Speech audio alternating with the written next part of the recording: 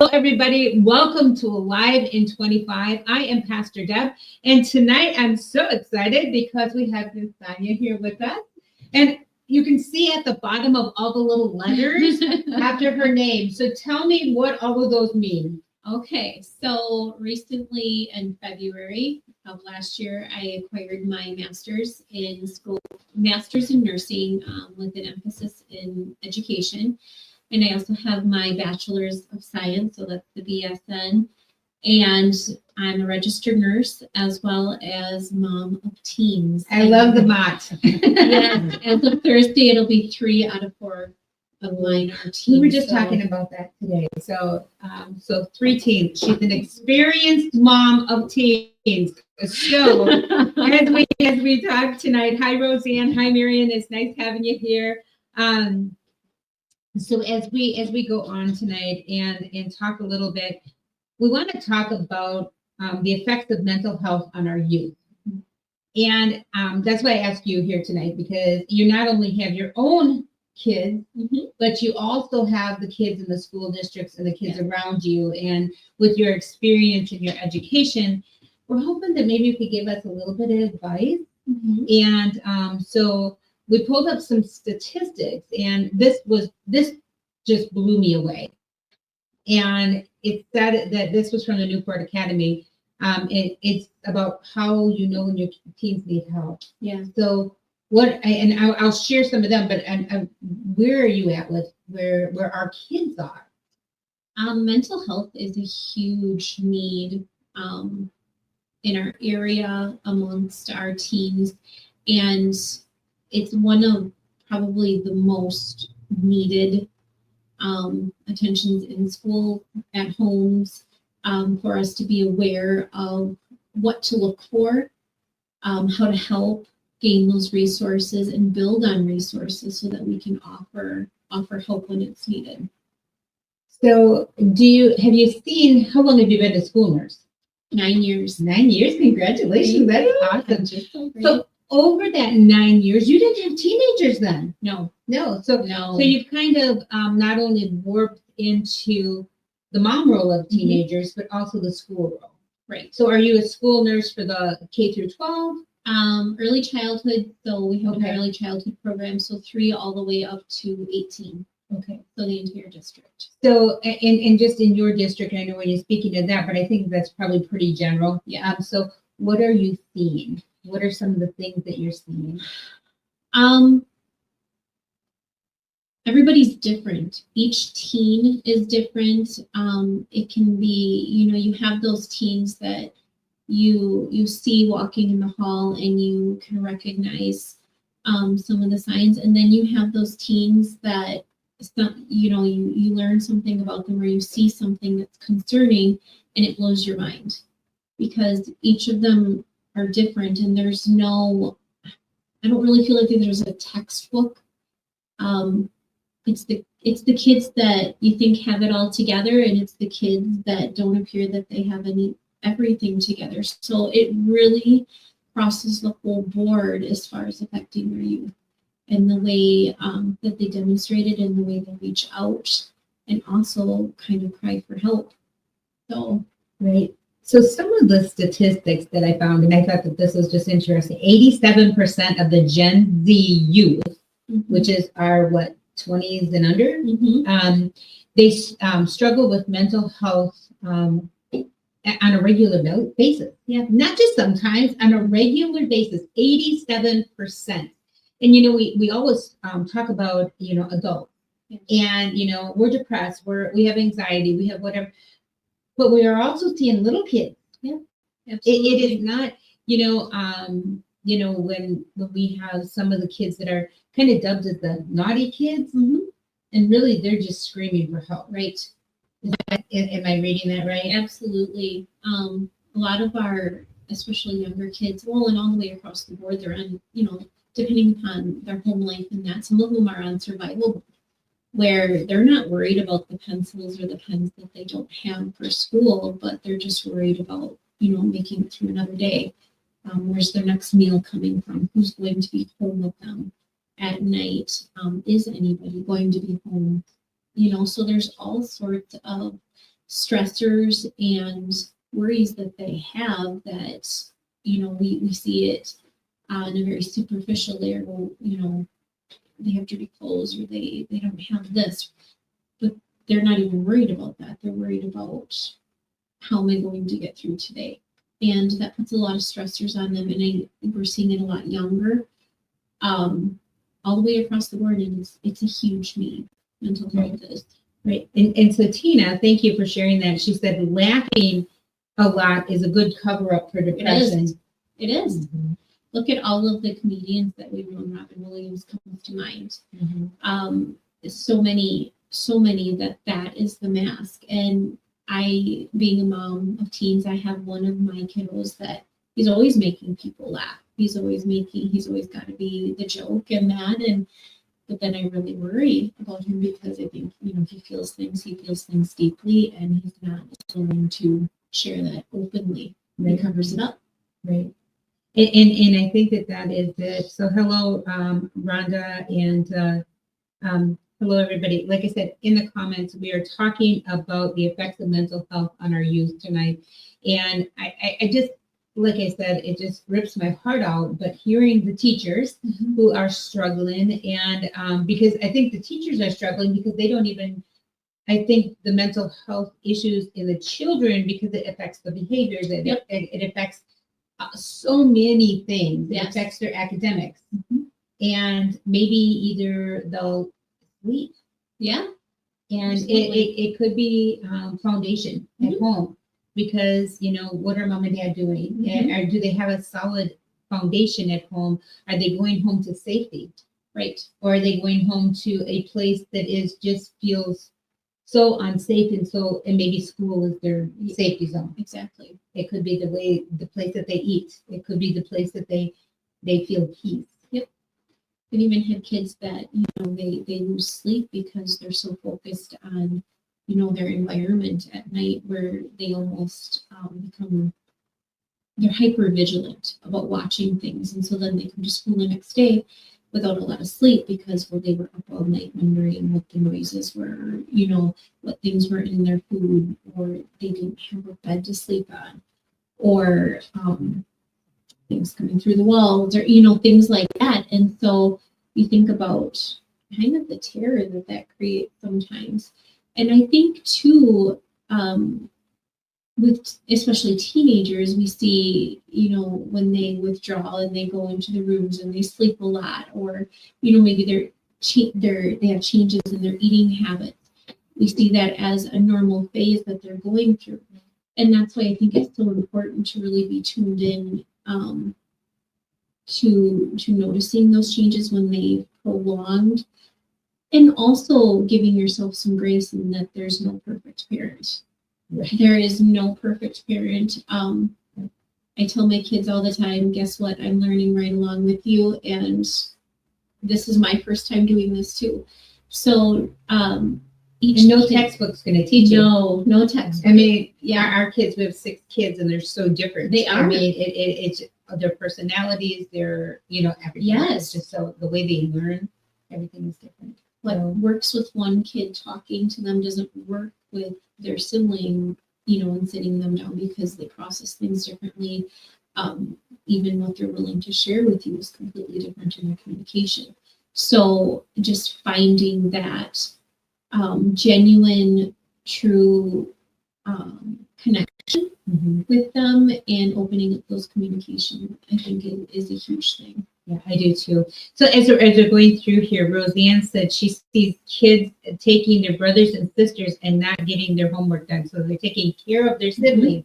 So mom and dad are going to work, but they are working when they get home. And so their homework's not getting done. And that's probably one of the things too. So their grades are sliding, but it's necessary for mom and dad to do that in order to make ends meet. So there's a lot of different things. And then Tina said some students are just trying to survive. Yes, survival mode. Holding their head above water, and that's all they can do. Absolutely.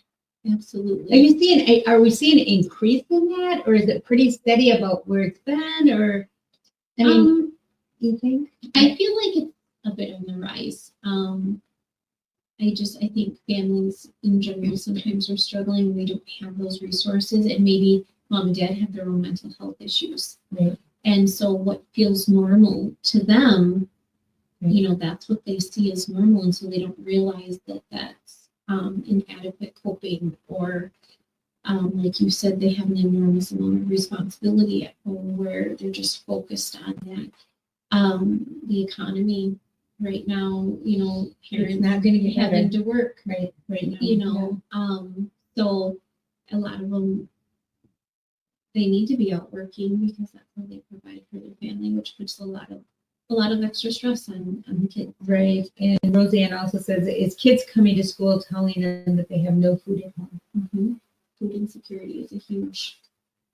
So, and what I've seen too is a lot of we have coach surfers, you know, families that are homeless, Mhm. that are trying to either the kids are sleeping in their cars, Mhm. they're sleeping from friend to friend, and they Yeah. don't know where they're gonna be Right. after they're picked up from school. So school seems to be their solid. Yeah. And a bit of a distraction, but at the same time, well, why am I going to worry about doing homework when I don't even know where I'm going to sleep tonight? Right. So, and then Rhonda says, do you think society or peers have affected also on mental health?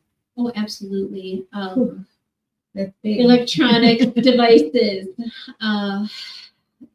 There's no break, you know, for those kids that do have the cell phones. And that, you know, I remember when I was growing up, you know, you go home and you know, if you had a rough day, you could stop it at the door the moment that you walked in the door. And now there's no off switch. There's a constant connection with each other, which can be a good thing, right.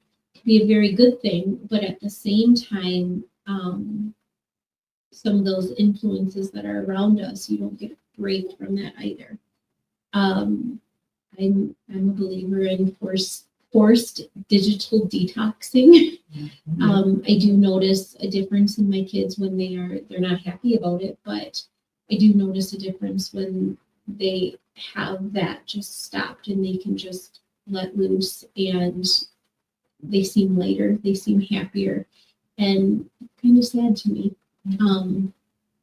And some kids have to take on the responsibility that we would consider parental responsibility at a very, very young age. They are babysitting their siblings.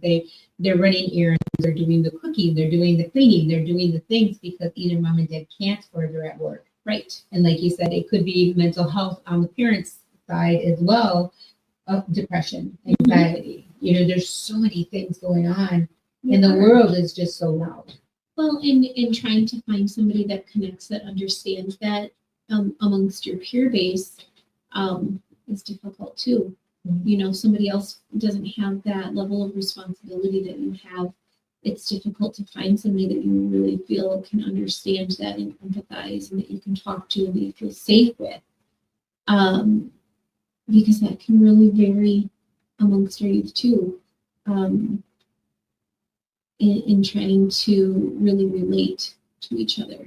Right. Well, and I think that's huge. And so, and Brenda says, school itself, there's a lot of bullying. Look at the suicide rate for that.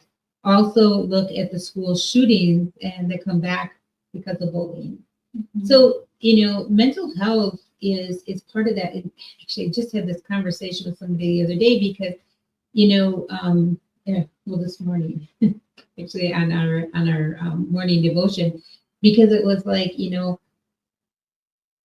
people are trying, you know, and people who have anxiety want other people who are miserable wants to have other people miserable with them. They want to, you know, they're really trying to bring it in. So how do we talk to our teens about that? Because you know what the thing is that we are products of our environment. Yes. We are products of the people we hang around with. Yes. And sometimes, you know, they're hanging around with the kids because they're the cool kids or because they're the only kids that'll talk to them.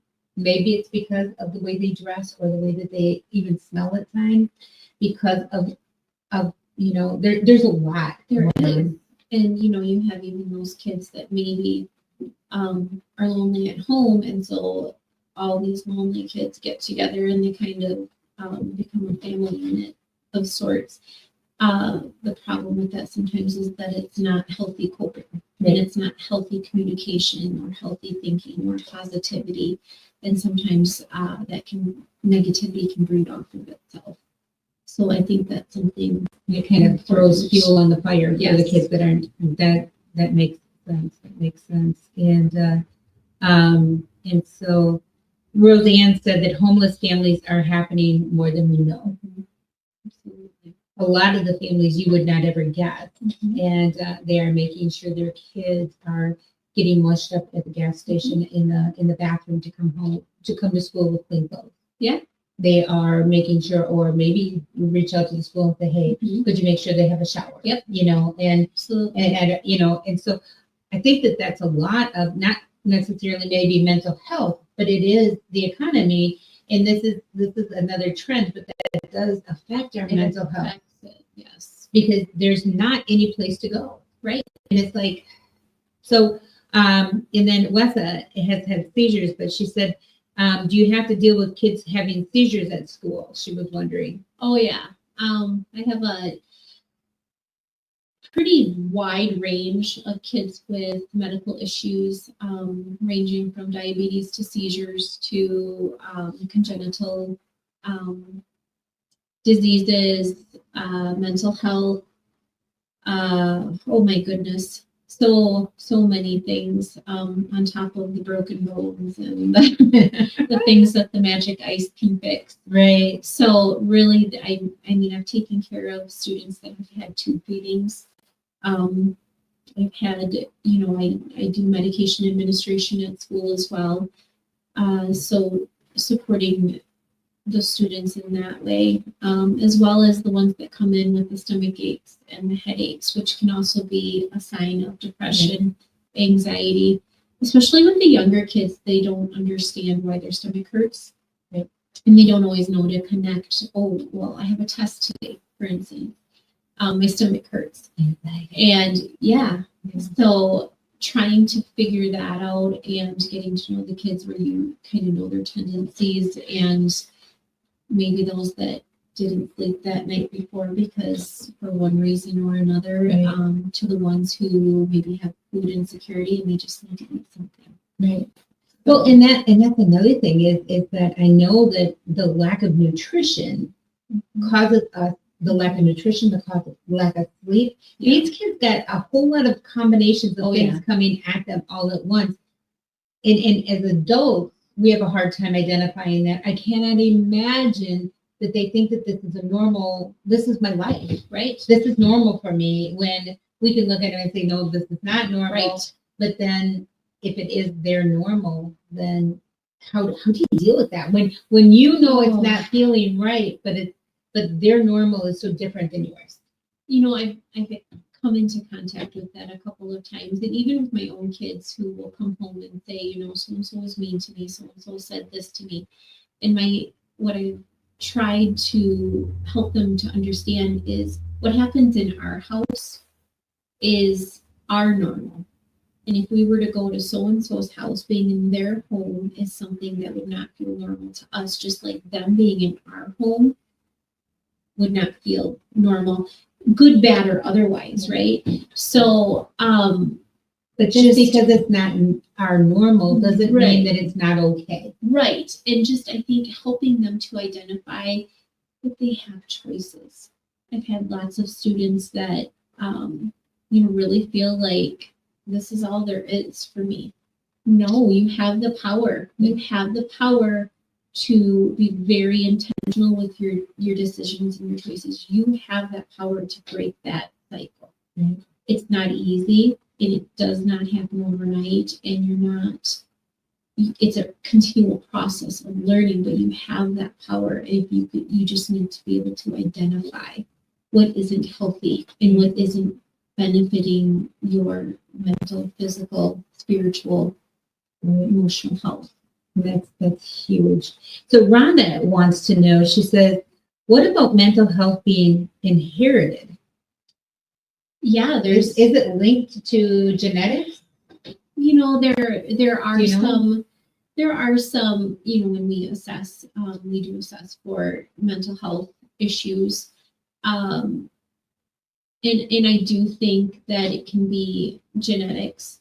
I also think it goes back to that when you lived a certain way and you've been raised a certain way, that's your experience. Mhm. And so the recognition that maybe there are issues isn't always there.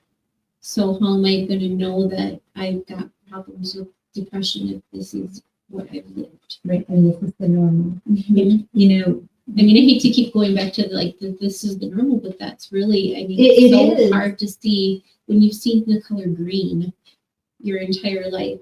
Having somebody say, "Well, that's actually the color pink," to you. I remember when we were adopting and we were going through the process, and we were so frustrated because as we were having these parent meetings, and it sounded so silly, but the one social worker came up and said, "Hey, wait a minute. What you got to understand is they do not think the same way you think." Right. And like I said, I always go back to that stupid gold and white dress and the black and blue. Our brains do not function the same. And so there's no right or wrong. No. It's just that it is different. It's different and it's a different approach. Right. It's similar to, genetics being related to diabetes or alcoholism or, any number of things that can be passed along. It's that recognition and that addressing it, Mm-hmm. I think, in a loving, direct manner. Right. I'm sorry. No, you're right. So, Roseanne, now this is interesting. We see anger when their computers aren't working fast enough. Mm-hmm. Why do you think that is? Instant gratification. I was going to say, immediate gratification. I remember when the internet first came out and you had to wait for the whole dial-up thing. It's really though. Or I tell my kids, did you know, like, you didn't know who was calling you. You had to answer the phone without even knowing. It wasn't an ID. Yeah. Like dad was caller ID, Yeah, right. I really think this is the world they live in. It's an immediate gratification. And that might be a little bit into our mental health too, where, we're feeling a certain way and we just can't turn it off. It's not an immediate switching tracks as far as how we're feeling and our method of thinking. So I think we can get caught up in that a little bit. And when things aren't happening, it creates frustration. But I remember, and like you said, going back and kind of aging myself, but I remember when my mom and dad bought this set of the encyclopedias, and we thought we had the world in our hands. Yes. We really did. We thought this huge box of encyclopedias. But man, we could go look it up, and we would know before they knew at school. Yeah. And now it's Siri everything all the time. I mean, it's instant, and they know everything. They do. I've had little toddlers who probably know how to use my phone better than I do. So right. And I think it's funny because I even find myself, again, aging myself, but we had to wait for things, but how quickly I become frustrated if I have to wait for something, right? Or something's not working or the computer's not working. So it's amazing to me how quickly we acclimate to everything being right there at our fingertips. Right. And so and so we're going to be getting to comments, and so we're coming up on 30 minutes, and so at 30 minutes we are going to take just a couple minute break. But anyway, on the we'll stay live, but we're going to take a couple minute break. But Kathy says there's a lot of bullying in the school. And I mean, this is something that I have heard from a lot of different parents in a lot of different ways. But then I've also talked to some of the administrators in the school. And so I think too, are we defining bullying the same way? Once again, is, it's different, I think, because I think each parent defines bullying different, each household. And so the thing is that is there bullying in school? Absolutely. And without a doubt. But I also think that it would be, to me, it just seems like it would be really helpful do you guys do a course on bullying, or do you do some kind of with the younger kids, or do you guys, is there something the schools do for that? Absolutely. Our guidance counselors are in our classrooms from a very young age and addressing, really respecting the individual person, and how different people are. And I really feel like there's a huge presence that is trying to address that.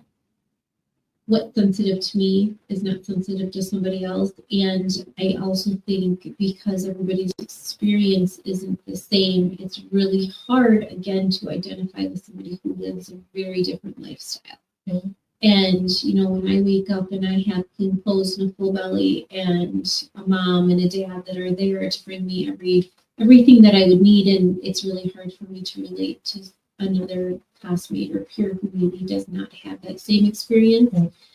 And also, reflectively, that student, there's those feelings of almost envy, Right. I wish that were my experience. And so it's just, we all have such different experience. And I think the important thing is to really just stop and relate to each other And just be kind. and to be kind. If we could do that and just be kind to one another. So and so I think we're going to just take a minute here, and we're going to come back to some of your questions. And so I want to thank everybody for being here. I want to thank you all for coming on and jumping on tonight. Share the video, because we're going to continue to chat as we go. But if you could share the live feed, and because we want to try to reach as many people as we can. The reason that we do a Live in 25 and the On the Porch Ministries, first of all, On the Porch Ministries, our goal is to help people have a closer walk with God, have a better life, and feel better about themselves. And so this Alive in 25, what we found is that there's a lot of people with mental health issues who you would never know have mental health issues, right, but they just need to be heard, right, and seen. And that is the one thing, is that some people just need to say, you matter. Yeah. I see you. 12 minutes. 12 minutes, I read, it takes somebody to connect with somebody and not feel so lonely. So if you have 12 minutes for somebody to be a friend and to be a genuine ear to listen, who doesn't have 12 minutes in a day? Right.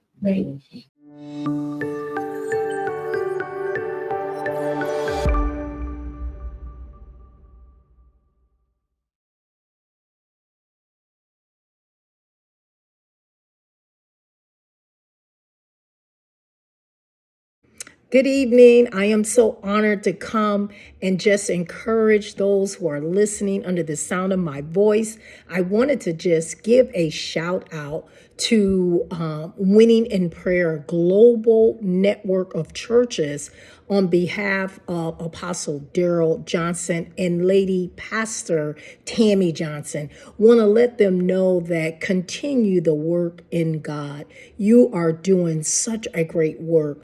I am honored because if it had not been for the leadership and the advice that you have rendered unto me, and how you took me under your wings and developed me to go forth in Ida Carson Ministries, we would not be here today.